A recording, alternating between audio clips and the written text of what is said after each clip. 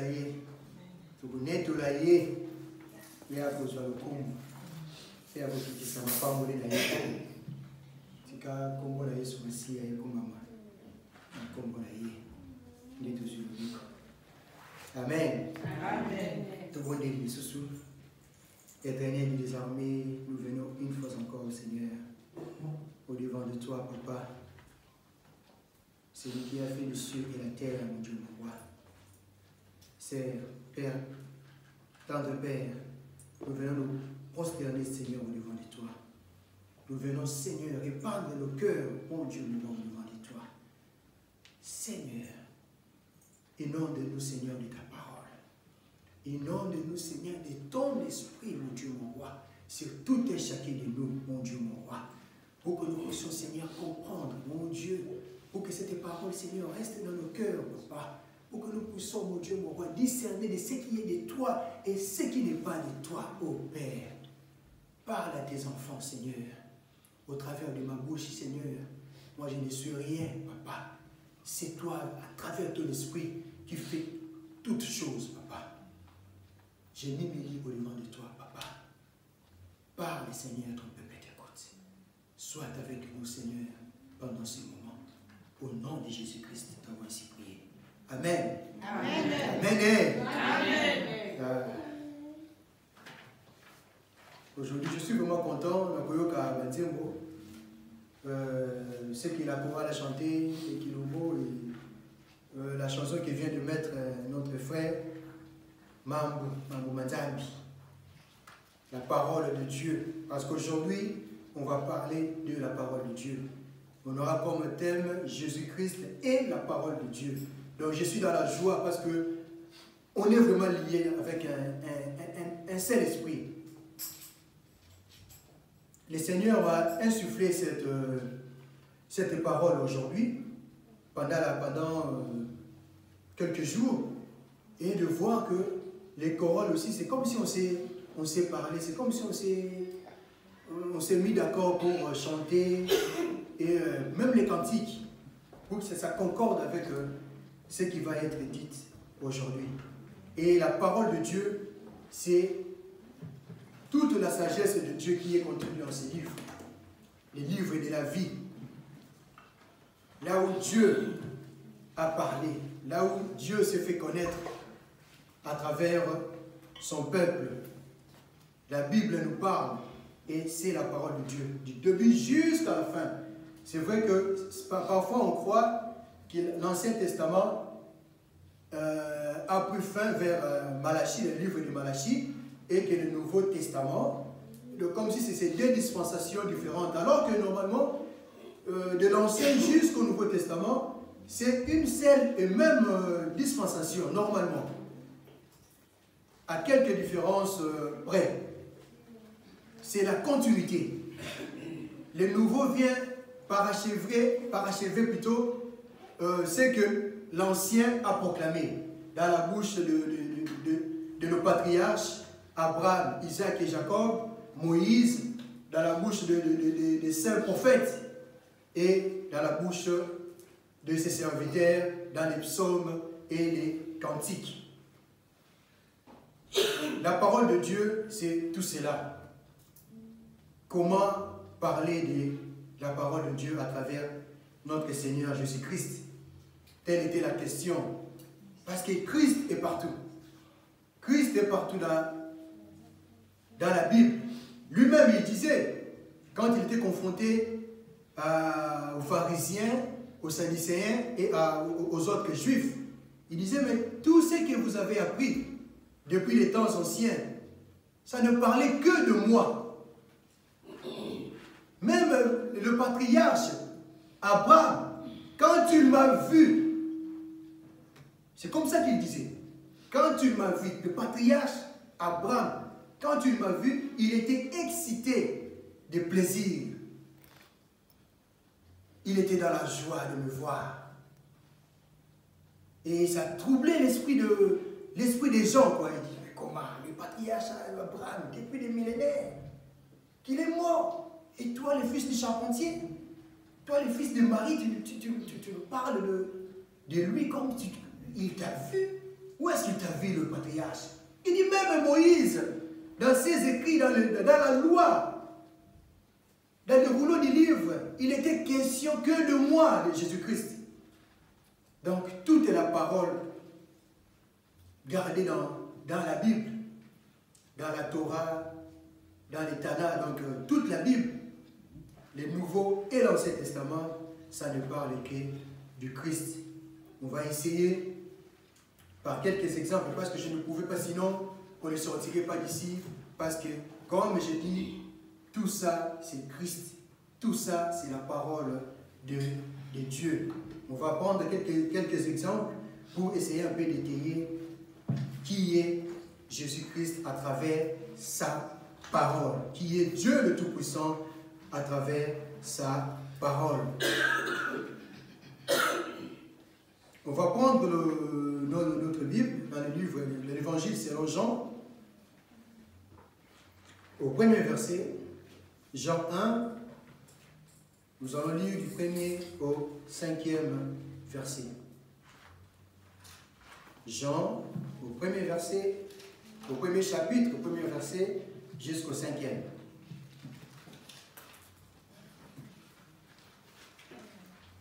Jean 1, du 1er au 5e verset. Nous lisons au nom de notre Seigneur Jésus-Christ. Au commencement était la parole, et la parole était avec Dieu, et la parole était elle-même Dieu. Regardez déjà comment Jean parle du Christ.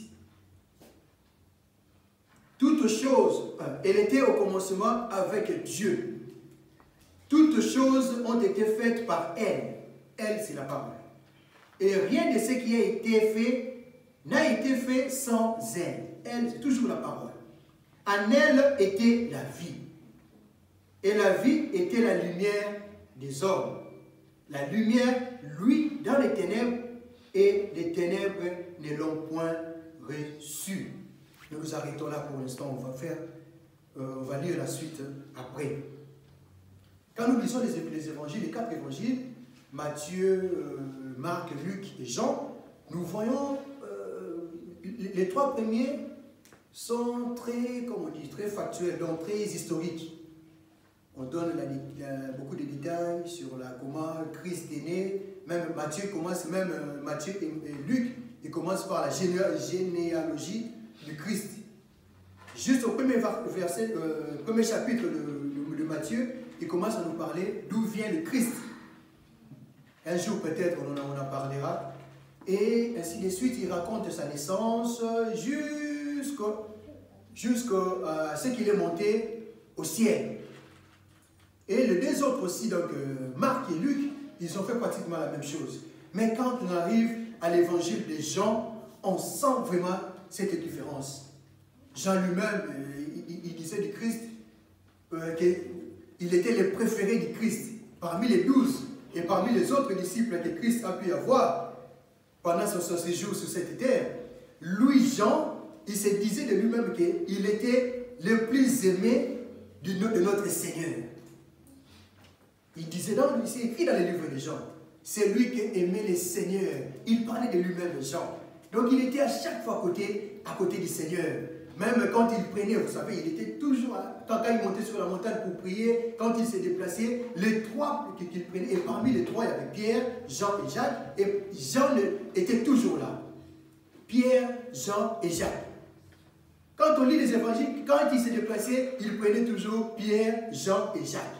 Donc Jean connaissait vraiment Jésus-Christ.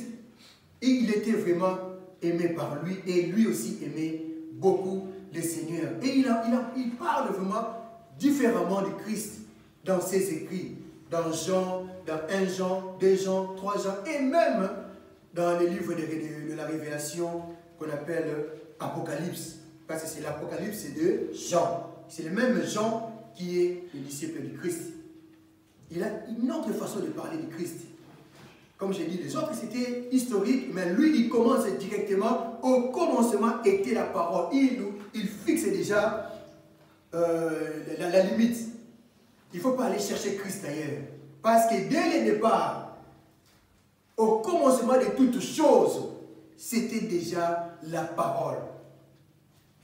Et la parole était avec Dieu, et la parole était Dieu. La parole elle-même, c'est Dieu le Père. Il était au commencement avec Dieu. Cette parole qui est Dieu était au commencement avec Dieu. Donc la parole, c'est Dieu lui-même. Toutes choses ont été faites par elle, et rien de ce qui a été fait n'a été fait sans elle. Si nous nous rapportons dans le livre de Genèse, nous voyons comment Dieu Tout-Puissant a créé toutes choses. C'est avec sa parole. Que le monde soit, le monde fut. C'est pour ça qu'on dit de notre Seigneur, c'est lui qui appelle à l'existence les choses qui n'existent pas. C'est juste par sa parole. Quand il commande, quand il dit, cette parole se transforme en acte. Cette parole se transforme en action. Cette parole devient vivante. Et cette parole, Jean nous dit, c'est notre Seigneur Jésus-Christ. On se rappelle quand notre Seigneur Jésus-Christ, dans la synagogue, quand il parlait, il est rentré dans le temple, dans la synagogue, et il parlait en déclarant, « L'Esprit du Seigneur est sur moi ». Nous nous rappelons, nous tous, de ce verset. On le retrouve dans Ésaïe 61, mais le Seigneur Jésus-Christ, dans le Nouveau Testament, c'est Luc qui en parle. Dans le livre de Luc, au chapitre 4, du 18e au 21e verset. Luc 4, 18, 21.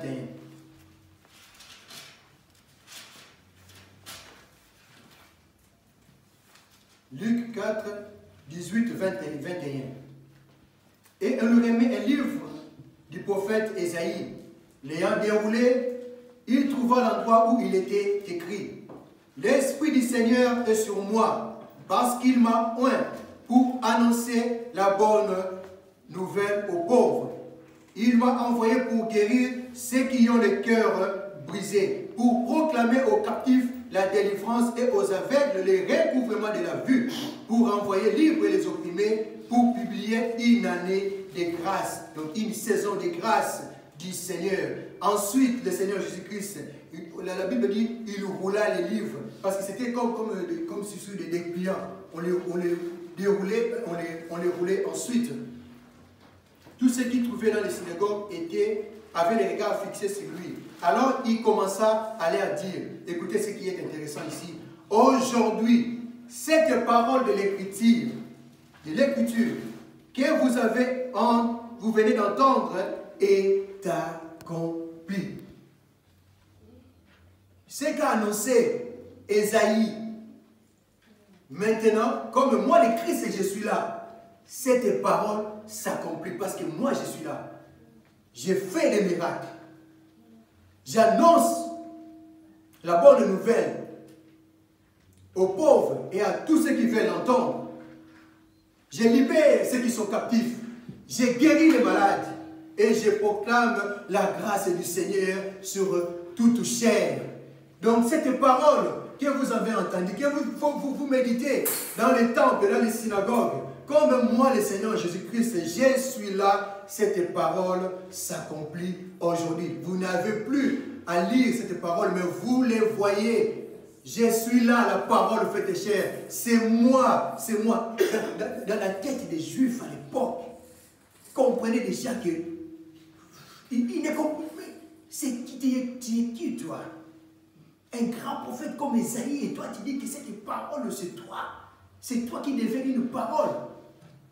C'était difficile. Des fois, il faut comprendre ce peuple. Parce que pendant longtemps, il n'avait que les livres de la loi comme référence.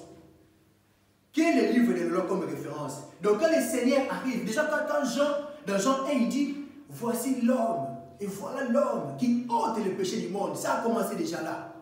Il dit, mais il est fou ce type. Comment il peut dire, mais c'est lui, ça c'est Jésus, non? c'est le fils de Marie. Ça revenait tout le temps dans leur tête. C'était difficile pour le peuple juif, surtout les pharisiens, les sadducéens, les scribes, ceux qui étaient au contact avec la loi, d'accepter qu'une personne qu'ils ont vu naître, qu'ils ont vu grandir, ils connaissent, l'adresse, comme ils disent maintenant le Baba Nakisasa. Félix Tshisekedi dit ça, il est quand il est pas maman la bango to kei ko funda parce que tu as l'adresse na bango. Donc c'était difficile. Il dit mais toi t'es quoi? Surtout les patriarches, les sacrificateurs, ceux qui étaient tout le temps dans les temples. C'est lui qui ôte le péché du monde. Mais voilà. C'est comme si le peuple n'a pas compris la première fois. Voilà l'homme qui ôte le péché, qui enlève le péché du monde. C'était très difficile. Et là, il dit, tout ce que vous avez entendu, c'est qu'a prophétisé Ésaïe. Maintenant, c'est moi. Je suis là, devant vous. La parole faite chair. Tout ce que Moïse a écrit parlait de moi. Je suis l'accomplissement de ce qu'a prophétisé ce qui était là avant, de ce qu'a écrit Moïse. Les prophètes ont parlé. Moïse a reçu les 10 commandements et ensuite toute la loi, la Lévitique et tout ce qui est nombre, tout ce qu'il y a derrière. Nous connaissons bien les 613, si je me rappelle bien, 613 lois, à part les 10 qu'il a eu sur la montagne.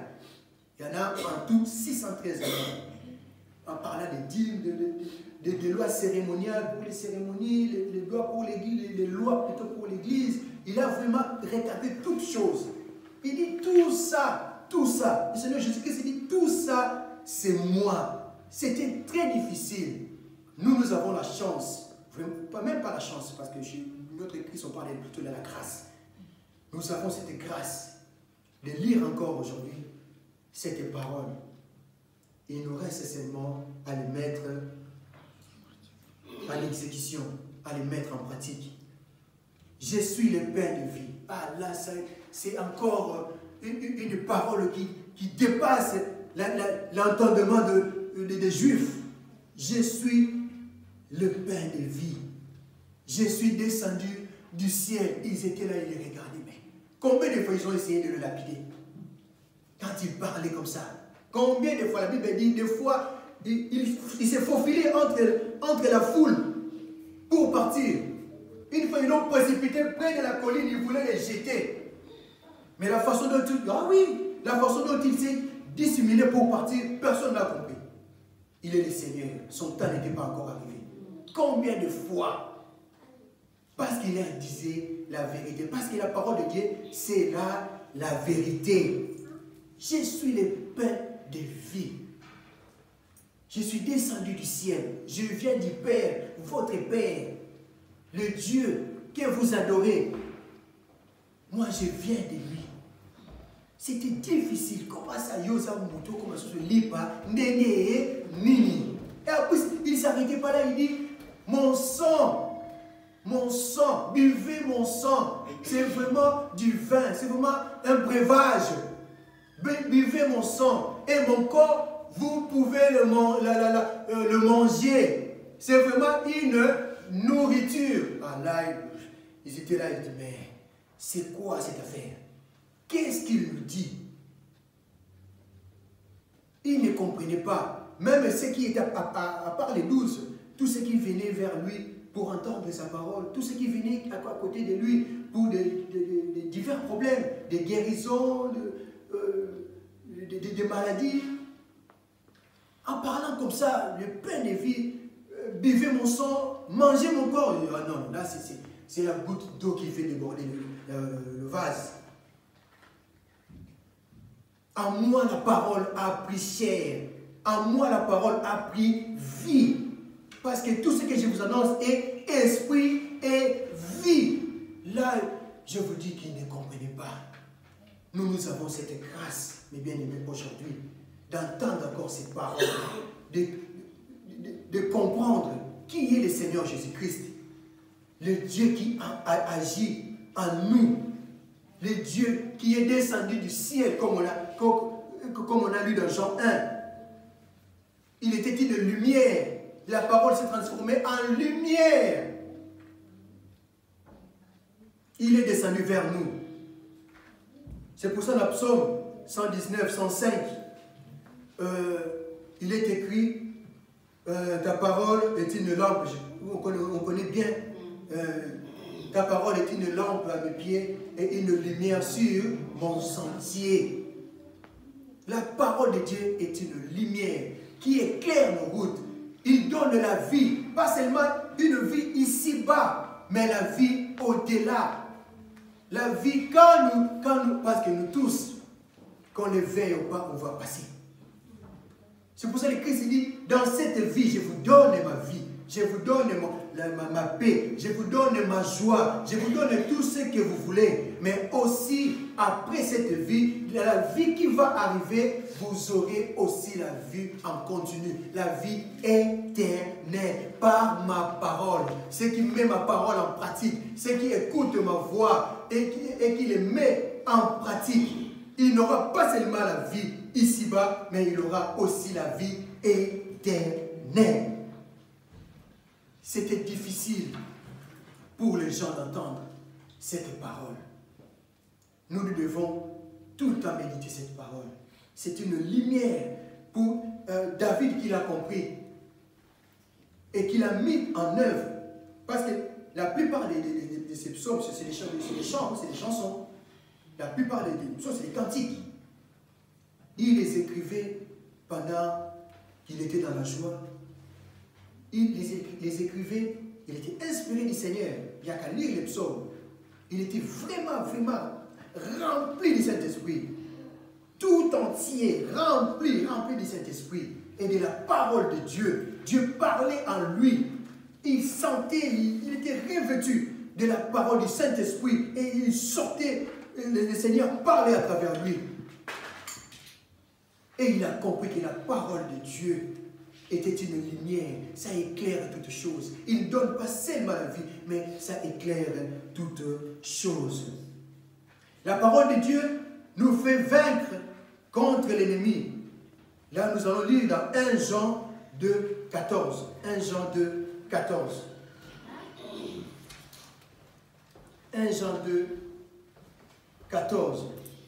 Je vous ai écrit, Père, parce que vous avez connu celui qui est dès le commencement, dès le commencement de toutes choses, dès le départ, avant même que le monde soit monde, dès le commencement, vous l'avez connu. Je vous ai écrit, jeunes gens, parce que vous êtes forts et que la parole de Dieu demeure en vous. Il faut que la parole de Dieu demeure à tout et chacun de nous. Et que vous avez vaincu les malins. Regardez ce que la parole de Dieu peut amener dans notre vie. On peut vaincre l'ennemi juste avec la parole de Dieu. Le frère Bertoni, il a dit, le dimanche dernier, on nous a parlé de combat spirituel. Le Seigneur et le diable qui est venu les tenter après 40 jours dans le désert. Il se battait avec quoi? Avec la parole de Dieu. N'oublions pas que Satan connaît cette parole. Peut-être mieux que nous. Il est venu combattre le Seigneur Jésus-Christ. Lui qui est la parole faite chair, il est venu avec cette même parole. Le diable. Il est venu avec cette même parole pour combattre notre Seigneur Jésus-Christ. Mais comme le Seigneur, le roi des rois, le Seigneur des seigneurs, la parole faite chair, lui-même, à la fin, il a dit, mais qu'est-ce que tu me racontes? Allez, dégage! Mais la parole de Dieu dit après, le diable s'est retiré en attendant un moment favorable. Même en parlant du Christ, la parole du Christ l'a renvoyé loin. C'est pour ça qu'il dit, résistez au diable, il fuira loin de vous. Comment on va résister au diable si on ne connaît pas la parole de Dieu. Si on n'a pas le Seigneur Jésus-Christ en nous, lui-même a été tenté par cette même parole. Tout ce qui sortait le diable dans les déserts devant le Seigneur Jésus-Christ, il n'a pas sorti ailleurs. Nous devons méditer, nous devons lire. C'est vrai, beaucoup ont dit, ouais, la lecture, et va d'arrêter. Mais à force de lire la parole de Dieu, ça reste. L'esprit que Dieu a mis en nous, c'est quand on prie, on nous demande de prier. Dès qu'on commence à parler, c'est l'esprit. Quand nous, on n'a plus de mots, ce qui arrive pour qu'on continue à prier, à dire des choses, c'est l'esprit que le Seigneur a mis en nous. Ne disons plus quand on a non, continuez à lire. L'esprit va nous révéler, l'esprit va nous rappeler tout ce qu'on a lu. Mettons nos cœurs à l'ouvrage, à lire la parole de Dieu. L'esprit que le Seigneur a mis en nous, le révélateur, lui-même il a dit, il sera votre révélateur. Il vous rappellera tout ce que je vous ai dit. Lisons donc la parole de Dieu. Parce que quand la tentation va venir, parce que les diables rôdent toujours autour de nous, le Seigneur l'a dit, il ne nous lâchera pas. Même devant le Seigneur, il dit, il s'est éloigné en attendant donc comme on dit à l'école. Il était là à regarder le Seigneur de loin parce qu'il ne pouvait plus s'approcher. Il ne pouvait plus s'approcher de lui. Mais il attendait un moment favorable. Et si nous négligeons cette parole, avec quoi on va nous combattre pour vaincre? Avec quoi on aura la victoire sur les diables qui connaissent peut-être la parole de Dieu plus que nous? Mettons nos cœurs à lire la parole de Dieu. La parole de Dieu nous donne le succès dans tout ce que nous faisons. Là, nous allons dans le livre de Josué. Josué 1, au verset 8. Josué 1, 8. Nous avons lu Josué 6 au début. Là, nous allons lire Josué 1, juste au premier verset, au premier chapitre, au verset 8.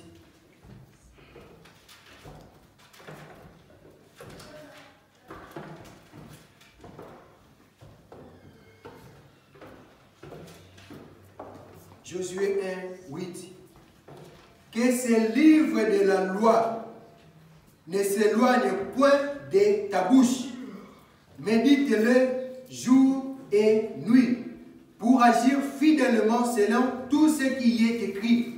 Car c'est alors que tu auras du succès dans tes entreprises. C'est alors que tu réussiras. Que ce livre de la loi ne s'éloigne pas de notre bouche. C'est alors que nous aurons du succès dans tout ce que nous faisons. C'est alors que nous allons réussir.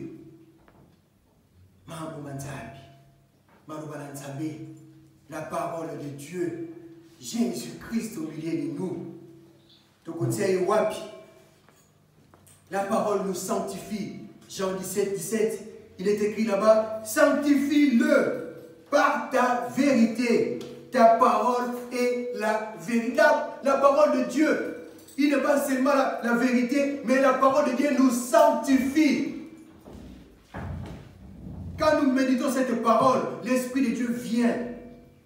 Il commence à faire le travail en nous, sans même qu'on s'en rende compte. La parole de Dieu nous sanctifie, mes bien-aimés. Lisons la parole de Dieu. Lisons la parole de Dieu. Où mettre cette parole? La réponse est simple. Dans nos cœurs.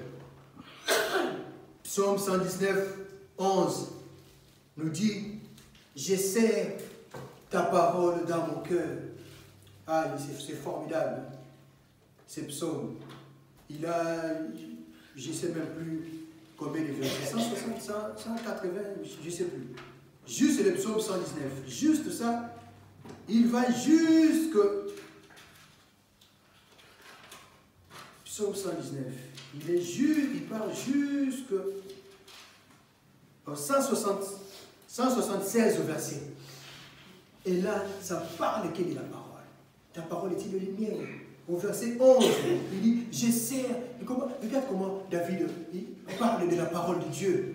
Je le sers contre mon cœur pour ne pas pécher contre toi. Toi, mon Dieu, pour ne pas pécher contre toi, je me rappelle de ce qui est écrit dans la parole de Dieu. Je l'ai toujours à côté de moi. Quand je vais pécher, quand mon cœur me pousse à pécher, ta parole de Dieu me rappelle. Ton esprit me rappelle que tu es à côté. En cela, je ne pêche plus. Je sers. Je sers ta parole dans mon cœur pour ne pas pécher contre toi. Et Ézéchiel 36, verset 6, il nous dit, je vous mettrai un cœur nouveau. J'enlèverai, je vais ôter le cœur de pierre qui est en vous, et je vous donnerai un cœur de chair. Et Proverbe nous rappelle à la fin, garde ton cœur plus que toute autre chose. Proverbe 4, 23. Garde ton cœur tout contre toute autre chose. De là découle toute la sagesse de Dieu.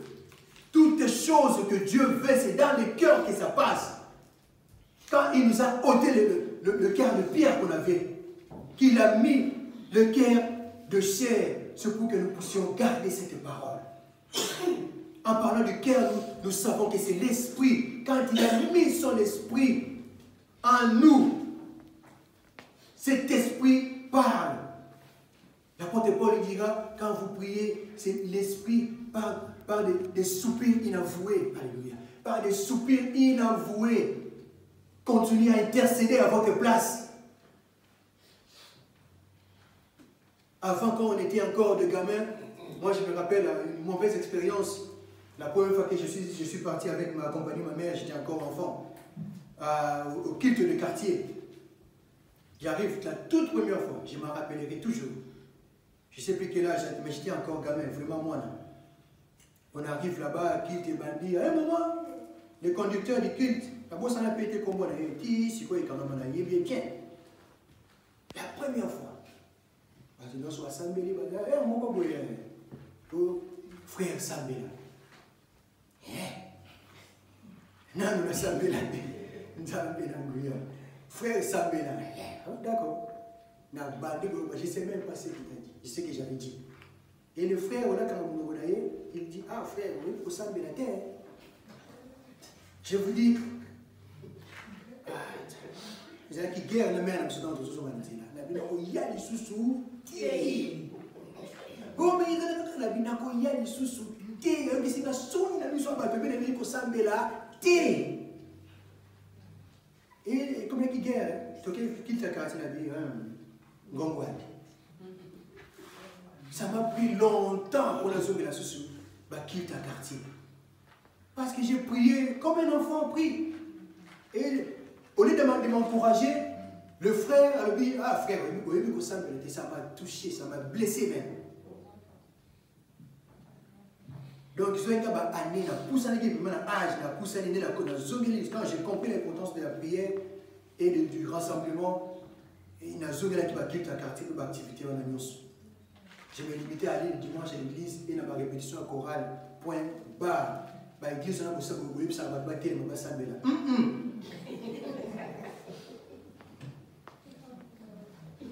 Mais tant que ça, et que la parole de Dieu aussi grandit en nous, quand on se lève, avant on ne savait pas, mais quand on se lève, on commence à prier, on se connecte avec Dieu et son esprit tout seul.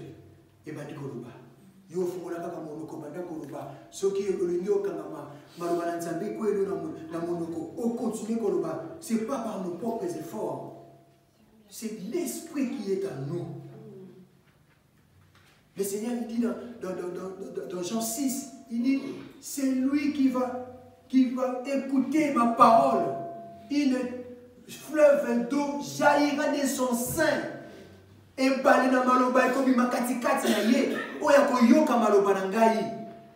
ensuite la parole dit, il parlait de l'esprit qui va venir. Donc la parole de Dieu, ils ont dit qu'on peut s'abisso, la parole de Dieu, ils ont dit qu'on peut ça, qu'on peut placer mon livre en Nzambé, ils ont qu'on connaît ça, mon livre en Nzambé, kati na biso. Quand nous lisons, nous grandissons, nous grandissons. Tout le temps, c'est dommage, le mercredi, il n'y a personne. On est à 2 à 3 pour la lecture de la Bible. On est à 2 à 3. Tout ça pour avancer. Ils allaient faire un missement. Ils allaient la lecture de la Bible. Tout ça pour avancer. Parce qu'il n'y a personne. Donc, on a ils allaient belé, regardez tout ce que j'ai écrit. Mais je ne pourrais même pas parler de tout ce que j'ai prévu de parler aujourd'hui. Parce que le temps qui nous est imparti,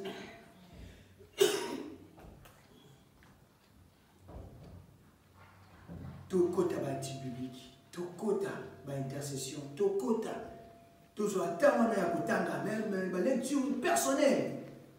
Même si tu veux ça, la lecture personnelle, c'est quand tu as le discernement de Christ et l'Esprit de Dieu, comme l'a dit le Seigneur, le fleuve d'eau va jaillir de nous. L'Esprit lui-même va prendre le relais de la parole. L'Esprit de Dieu lui-même, c'est la parole de Dieu lui-même.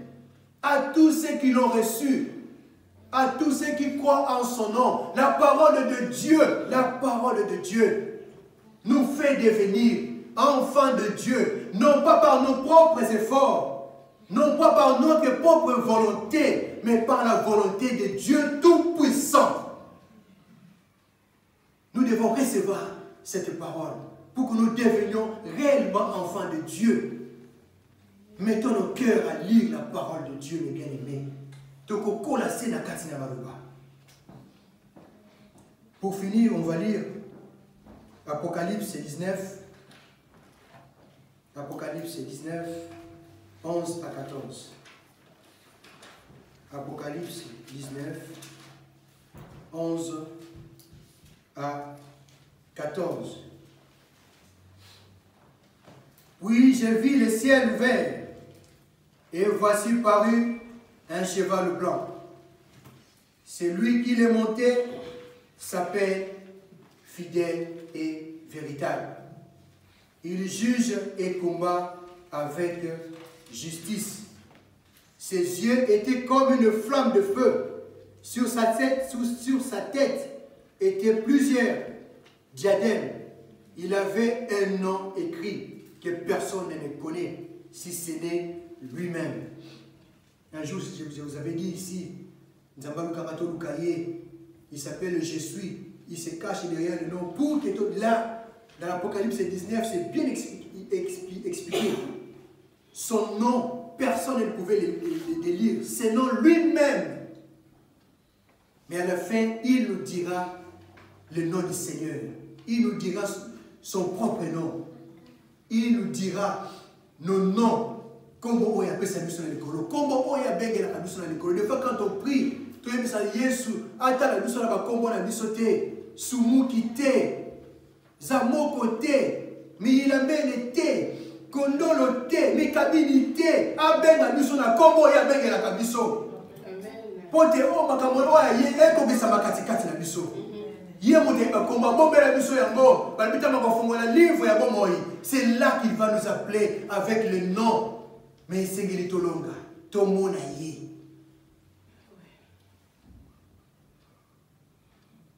Il était revêtu d'un vêtement teint de sang. Son nom est la parole de Dieu. Jésus-Christ est la parole faite chair. Jésus-Christ et la parole de Dieu. Mettons nos cœurs à lire la parole de Dieu. Mettons nos cœurs à parler aussi de la parole de Dieu aux autres. Mettons nos cœurs avec discernement, toujours en lisant la parole de Dieu. Nous aurons la victoire. Nous aurons la vie. La parole va mettre la lumière sur tout. Nous aurons enfin le succès et nous allons réussir par rapport à tout. Que Dieu bénisse sa parole au nom de Jésus-Christ. Amen. Amen.